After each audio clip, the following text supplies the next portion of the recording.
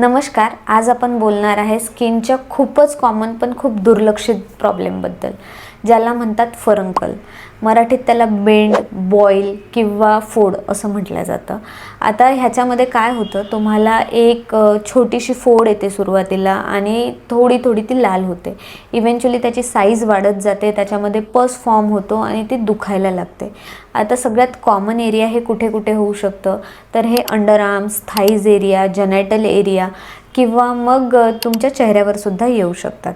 फरंकल हा एक bacterial infection आहे, जे की स्टॅफिलोकोकस ओरियस नावाच्या बॅक्टेरियाने मोस्ट कॉमनली होतं. आता ह्याच्यामध्ये तुम्हाला काय काय दिसतं, त्याच्यामध्ये तुम्हाला तुमची स्किन लाल झालेली असते, पेनफुल असते, गरम झालेली असते आणि वरती त्याला एक तोंड आलेलं असतं पिवळ्या कलरचं, ज्याच्यामधून पस बाहेर पडू शकतो. आता ह्यात सगळ्यात महत्त्वाचं असतं की ह्याचे कारणं काय आहेत. सगळ्यात महत्त्वाचं कारण आहे की हायजीन बरोबर मेंटेन न करणे, एरिया क्लीन किंवा ड्राय न ठेवणे, एकमेकांचे टॉवेल वापरणे, त्यासोबतच जेव्हा तुम्ही शेव करतात तेव्हा शेविंगची डायरेक्शन सेम न ठेवणे, म्हणजे ज्या डायरेक्शनमध्ये हेअर आहे त्याच्या अपोजिट शेव करणे.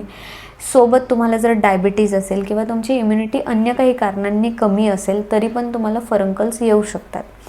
आता हेअर बेसच्या खाली जे इन्फ्लामेशन आणि इन्फेक्शन झालेलं आहे, त्याच्यासाठी सगळ्यात चांगला उपाय जो असतो घरगुती, तुम्हाला गरम शेक करायचं आहे. गरम शेकने ते कमी होतं, हॉट कंप्रेसेस म्हणतात त्याला. त्यानंतर दुसरं आहे की तुम्हाला टॉपिकल अँटीबायोटिक क्रीम लावावे लागू शकतात जर छोटं असेल. मोठं असेल तर तुम्हाला ओरल अँटीबायोटिक्स घ्यावे लागतील, तोंडावाटे औषधं घ्यावी लागतील. सोबतच त्याच्या तुम्हाला अँटी इन्फ्लामेटरी ड्रग्ज घ्यावे लागतात आणि त्याला जर पस फॉर्म झालेला असेल तर त्याला चिरा देऊन पस काढून घ्यावं लागतं.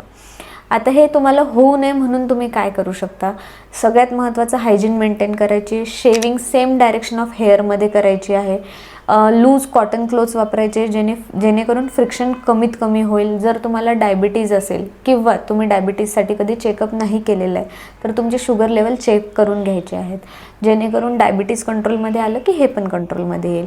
इम्युनिटी बूस्टर्स घेऊ शकता, ज्याच्यामध्ये झिंक येतं, विटॅमिन सी येतं, विटॅमिन डी येतं, पण हे डॉक्टर प्रिस्क्रिप्शन नंतर घ्या.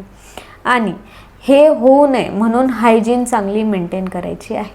अशाच कंटेंटसाठी मला फॉलो करा, लाईक करा, शेअर करा. थँक्यू.